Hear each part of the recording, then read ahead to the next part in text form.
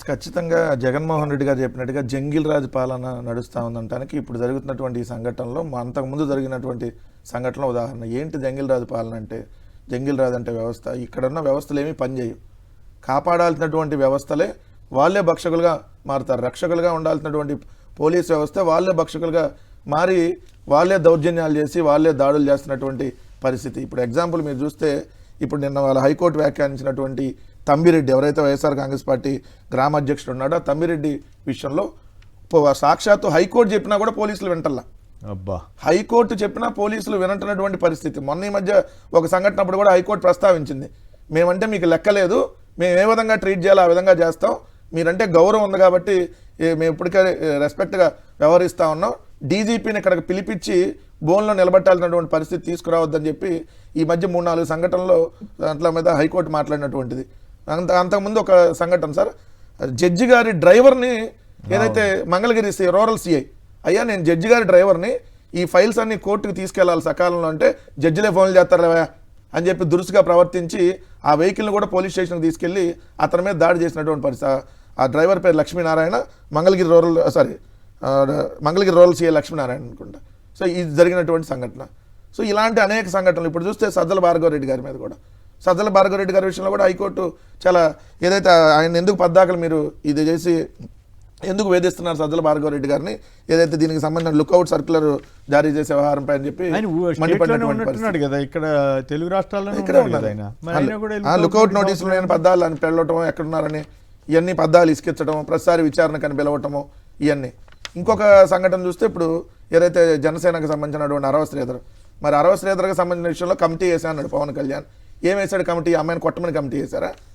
అసలు పోలీసుల చేతిలో ఉండాల్సిన లాఠీ జనసేన నాయకుడి చేతిలోకి ఎట్లా వచ్చింది అంటే పోలీస్ వ్యవస్థ పనిచేయట్లేదు, ఇక్కడ డైరెక్ట్గా అధికార పార్టీ వాళ్ళకి ఇళ్ళ దగ్గర పోలీసులు పనిచేస్తున్నారంటే నిదర్శనం కదా.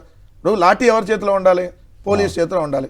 జనసేన నాయకుడి చేతిలో లాఠీ పట్టుకొని, లాఠీ కర్రగా డైరెక్ట్ గా లాఠీ పట్టుకొని పోలీస్ లాఠీ అతని చేతిలోకి వెళ్ళింది. పోలీస్ లాఠీ డైరెక్ట్ గా అతని దగ్గరికి ఎట్లా వెళ్ళింది సార్ మీరు చెప్పండి, ఎట్లా తీసుకుంటాడు?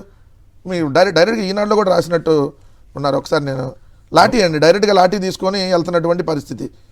ఇటువంటి ఉద్యోగిని లాఠీతో, ఉద్యోగిని లాఠీ ఈనాడులోనే వచ్చింది. ఉద్యోగినిపై జనసేన నాయకులు దాడి, ఉద్యోగిని లాఠీతో బెదిరిస్తున్న రాష్ట్ర జనసేన కార్యదర్శి తాతంశెట్టి నాగేందర్. మరి ప్రభుత్వ ఉద్యోగి మీద దాడి చేస్తే ముందు కేసు పెట్టాలి కదా, మరి ముందు ఇంత కేసు పెట్టాలి. 2 పోలీస్ చేతిలో ఉన్న లాఠీ లాక్కున్నందుకు ఇంకో కేసు కూడా పెట్టాలి కదా. మహిళ మీద దాడి, అది మళ్ళీ ఉద్యోగిని, రెండోది పోలీసుల చేతిలో లాఠీ బాధితురాలు, రెండోది కమ్యూనిటీతో కూడా దూషించారంట. మరి ఇవన్నీ కేసులు నమోదు చేయాలి కదా. పవన్ కళ్యాణ్ గారికి ఏం పట్టవా? ఏం లేదు సార్, నెల డబ్బులు వస్తుంది, ఆయన ఇంకేం కావాలి? ఆయన అధికారాన్ని ఎంజాయ్ చేస్తున్నాడు.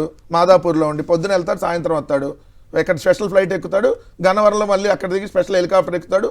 సో పని చూసుకుంటాడు, మళ్ళీ బయలుదేరి సాయంత్రం వస్తాడు. ఆయన కావాల్సింది నెల అదే కావాలి. లేకపోతే ఇన్ని దాడులు, ఇన్ని అరాచకాలు జరుగుతూ ఉంటే ఎక్కడుంది సార్ వ్యవస్థ? అసలు డీజీపీ ఒక్క రోజన్నా వచ్చి, ఈ రాష్ట్రంలో డీజీపీ పేరు నాకే గుర్తురాట్లా, రోజు టీవీలో వచ్చేవాడిని, రోజు టీవీలో పేపర్ల దగ్గర నాకే డీజీపీ పేరు సడన్ కడితే గుర్తురాని పరిస్థితి. మన మాజీ మంత్రులు ఇళ్ల మీద దాడులు, పెట్రోల్ బాంబులు తీసుకొని చేస్తే డీజీపీ అసలు ఒక్క రోజున నోరెత్తి మాట్లాడా? ఎంత దారుణం. నిన్న వకుల్ జందాలు ఎవరైతే నరసరావుపేట వచ్చాయంట ఎమ్మెల్యే దగ్గరికి, ఎందుకు ఆయన లోపల గడేసుకున్నాడని. మరి మాజీ మంత్రి అంబటి రాంబాబు గారి మీద దాడి, ఐజీ, మరి ఆ మాజీ మంత్రి అంబటి రాంబాబు గారి మీద దాడి జరుగుతుంటే ఎక్కడ నిద్రపోయారండి వీళ్ళందరూ? ఎందుకు రాలా? ఒక ఎమ్మెల్యే అసలు సిగ్గుండట అంటాలి ఎమ్మెల్యేలని చెప్పుకోవడానికి. పొద్దున కూడా వచ్చాడంటే రాత్రి 11:30 దాకా ఏ ఛాంబర్లో కూర్చొని బాత్రూంలో లాక్ వేసుకుంటే డంబెల్స్ పెట్టి లాక్ బాగొట్టారంట. వీళ్ళే ఎమ్మెల్యేలు కొమ్మినేని గారు, చంద్రబాబు గారు కానీ, లోకేష్ గారు కానీ. చంద్రబాబు మెడిటేషన్ చేయండి అంట సిగ్గు లేకుండా. ఎవరికి అంటే ఇట్లాంటివన్నీ మీరు కోపం వస్తుంది మీ అందరికి. 4 గంటలు మెడిటేషన్ చేస్తే ఈ కోపం పోయిద్దా అంట. మెడిటేషన్ చేయాలా, తీసి పక్కన వేయాలి అందరినీ. ఇంకా నయ్యో సీరియస్ అవ్వాలి. నేను ఒక్కరోజే కాదు, కేసు పెట్టించాలి కదా. అసలు చట్టం ప్రకారం నడవాలి. ఒక ఎస్పీ ఛాంబర్లోకి వెళ్ళి లోపలికి వెళ్ళి తలుపులు వేసుకొని, అంటే ఆయన ఏంటి బెదిరించి ఆత్మహత్య చేసుకుంటాను బెదిరించడమే కదా లోపలికి వెళ్ళి. అంటే మరి ఒక ఎమ్మెల్యేని ఎట్లా చేస్తుంటే మరి ఎక్కడ ఉంది?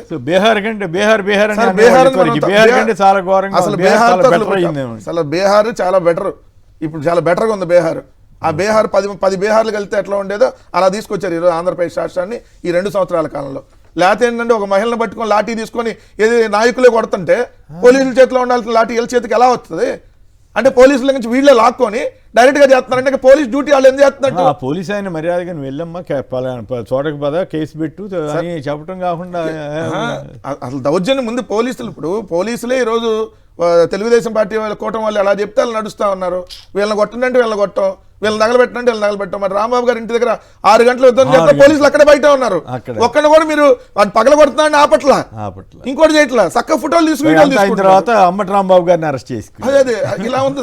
అంబటి రాంబాబు గారిని తిట్టిన వాళ్ళ తోలికి వెళ్ళలేదు, అంబటి రాంబాబు గారిని కొట్టిన వాళ్ళ దాడి చేసిన వాళ్ళ తోలికి వెళ్ళలేదు. చెప్పట్లేదు ఆయన స్టేషన్ బెయిల్ ఇంకేమో రాజమండ్రి సెంట్రల్ జైలు. ఇదెవరు ఇది విధ్వంసానికి సంబంధించినటువంటి అంశం మీరు చెప్పారు. అంతకుముందు ఫస్ట్ ఫ్లెక్సీ దగ్గర చైర్మన్ ఇచ్చారు, సన్మానం చేసి పోలీసులు కొంతమంది కర్రలు పడి తిరుగుతుండే కూడా పోలీసులు ఎందుకు కర్రలు పడి తిరుగుతున్నారని కూడా అలా వాళ్ళు వెళ్ళి దాడి చేశారు. వాటి మీద కేసులు లేవు. ఏందో ఇప్పుడు ధర్మం ఎవరిదైనా సరే తప్పు ఎవరు చేస్తే వాళ్ళని చేయండి, తప్పేం కాదు. కానీ ఇదేం పద్ధతి, దారుణంగా సంఘటనలు ఎప్పుడు ఏ రాష్ట్రంలో కూడా చూస్తున్నాం.